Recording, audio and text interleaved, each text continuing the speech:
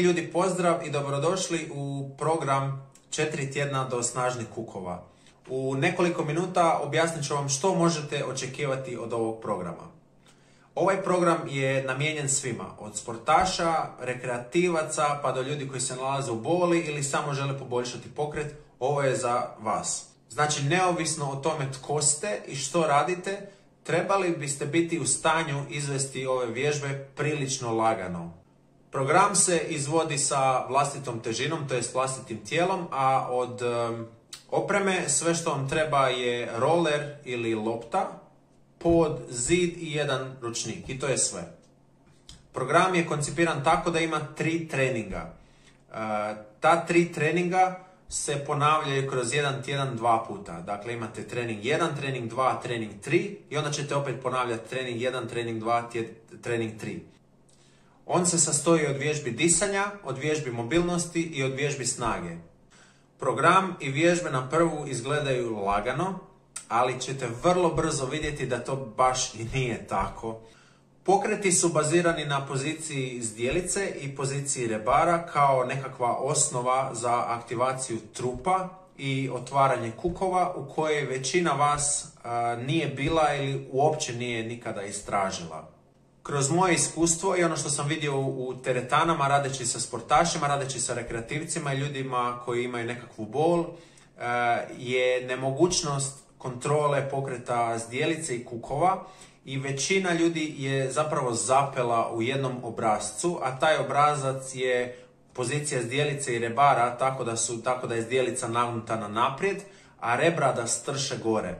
Na taj način kreira se više tereta u donjim leđima i onemogućuje se prednjem dijelu trupa da se aktivira kao i gluteusima i zadnjim ložama.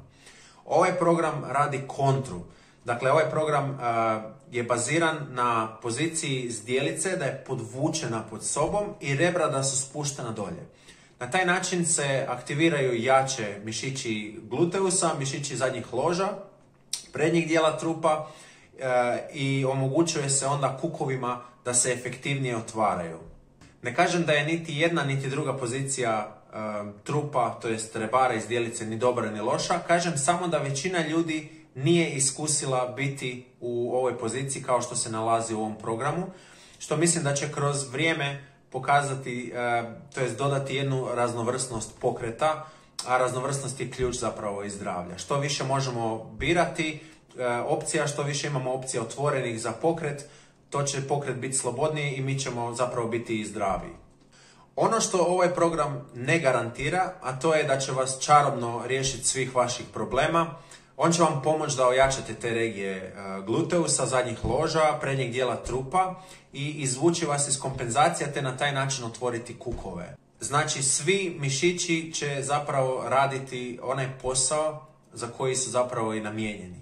Program služi kao dodatak zdravlju, a radite ga na vlastitu odgovornost. Broj ponavljanja koji piše, koji ćete vidjeti, je zapravo samo nekakva vrijednost koju je poželjno dostići, ali to zapravo i nije toliko bitno. Puno bitnija je tehnika izvođenja vježbi i kontrola pokreta.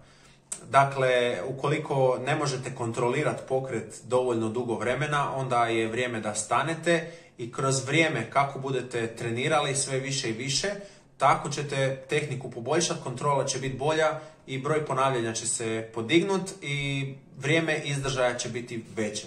Dakle, sama tehnika izvođenja i kontrola pokreta je ovdje ključ. Grčenje mišića, naročito u vježbi za zadnju ložu, je normalno.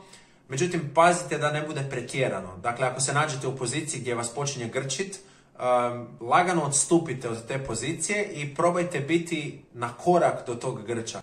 Ako u bilo kojem trenutku osjetite bol, nekakvu nelagodu ili da vam je loše, zaustavite se, nemojte više trenirati i u tom slučaju bilo bi najbolje da se posavjetujete sa stručnom osobom. Eto, toliko od mene. Želim da uživate u treninzima, a ako imate bilo kakva pitanja, kontakt moj se nalazi na kraju PDF-a, tako da mi se slobodno možete javiti. Pozdrav!